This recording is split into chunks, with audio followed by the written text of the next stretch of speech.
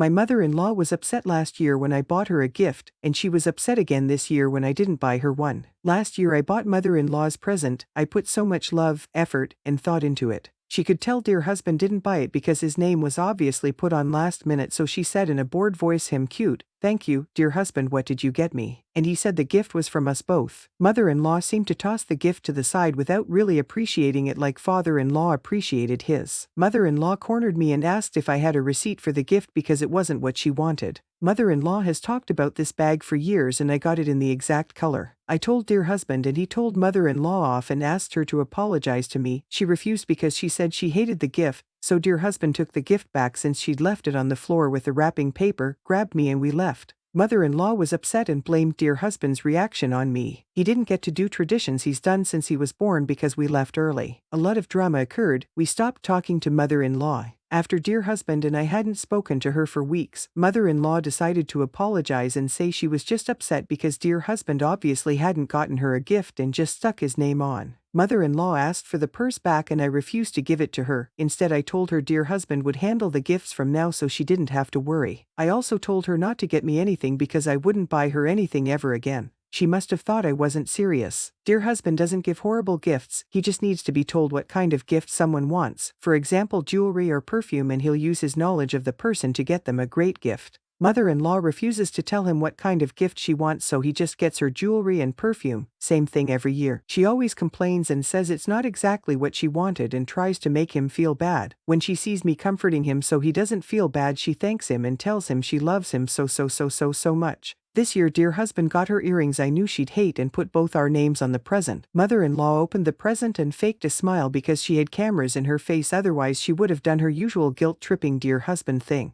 She asked me where her present was and I told her she was holding it. She was obviously embarrassed but moved on. Today she's angrily let me know I embarrassed her in front of her friends and family and showed that a year later I still hadn't let what happened last year go by, not getting her a gift but getting father-in-law one. She's so heartbroken I didn't get her anything even though she got me a gift. She felt left out because I got father-in-law a gift that made his day. I'm not getting why she feels like this. She made me feel horrible last year so I've stopped trying. 2 weeks ago she asked me if we were still not giving each other gifts, and I said no, never again. What possessed her to get me a gift I don't know. I accepted and said thank you. Mother-in-law is telling everyone who will listen she doesn't know why I hate her, and even though she's tried to repair our relationship I have my walls up. She's making herself the ultimate victim and it seems in-laws have forgotten what went down last year. I feel so frustrated. I didn't get her a gift because she made it clear she hates my gifts not only on Christmas, but her birthday too. Should I have just gotten her a present or told dear husband to go for something else she'd like? My mother-in-law refused to apologize after showing up at my house on Christmas while sick and coughing.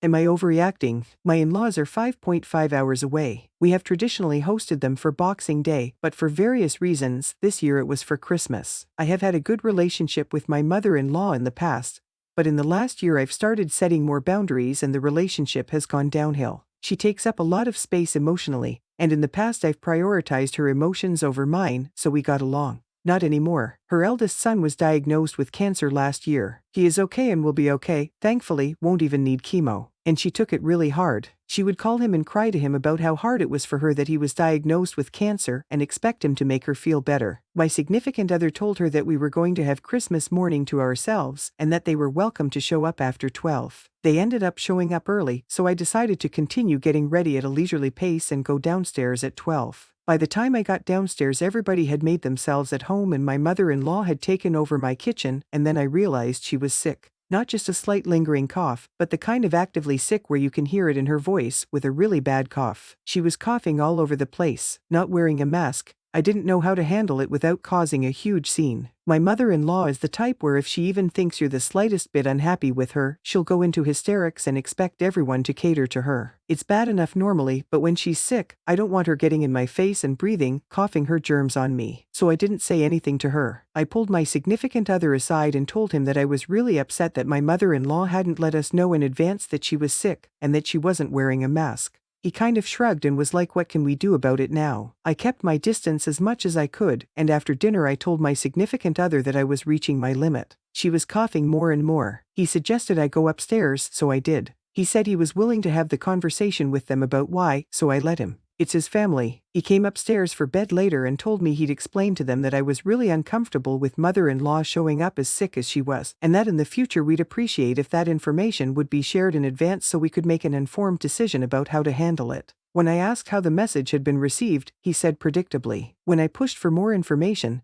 he told me that she had gotten defensive and then cried and stormed off. He said she calmed down after a while but was still very upset and went to bed early. I asked him if she ever said I'm sorry for making Lettiscantia uncomfortable, and he said, I don't know, I don't remember, we were focused on moving forward. I stayed in my room until they left at 1 p.m. the next day. My significant other brought me brunch in bed. Afterwards, he told me that he had offered my mother-in-law a pancake, and that she had said I can't have those. She's gluten-free. When he said actually, they're gluten-free, she got upset and said, well, nobody ever thinks of me. Nobody ever considers me. He replied I did, and they're gluten-free, so would you like one? And she started to cry again and stormed out of the house to go for a walk. We talked about things after they left and he was supportive, but he's also lived his whole life catering to her. I don't know how hard to push him. I told him that this was the first time we hadn't prioritized her feelings above all else, and that things were probably going to be different going forward. He told me this morning his mom had texted him to say thank you and sorry, and I said, oh, that's interesting.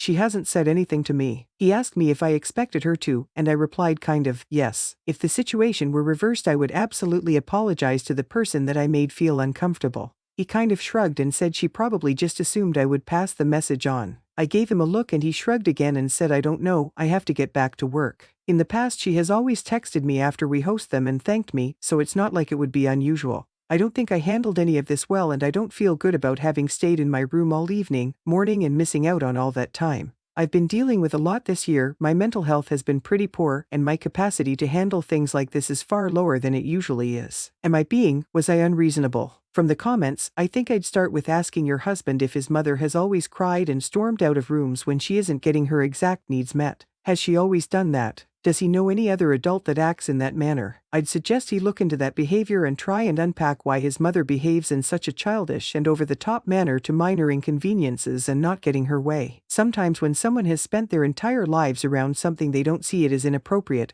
or offensive. Be nice but really ask probing questions around this behavior and why he underreacts to it. Just a start but might help. If he does seem to have the light bulb moment when he realizes that she's being super deceptive, maybe make a game plan for boundaries and consequences when she does this, such as mother-in-law, you seem to be having big feelings about something that isn't a huge problem. How about we end this visit and don't contact her for 2 weeks? OP, she has always behaved this way, yes. He grew up with her acting like this and to him it is normal. We have talked about it before and I have made a point of saying that is not appropriate behavior, but I sat him down yesterday and went over it all again. I told him that I don't think his mother is a bad person, but that she developed unhealthy coping mechanisms and some problematic behaviors in an attempt to keep herself safe and feel secure. When she feels insecure, she will throw a tantrum and cry because she wants reassurance that she is important, that her feelings are important. She doesn't know how to manage her emotions otherwise. She feels she might have made a mistake or someone is unhappy with her. She doesn't know how to deal with that, so she cries until other people make her feel better about it. She is extremely emotionally immature, but she's his mother and he loves her. He is a lot better about it than he used to be, and he recognizes now that her behavior is not appropriate. But she is still important to him and he still wants a relationship with her. His instinct is still to smooth things over. We talked about that, too.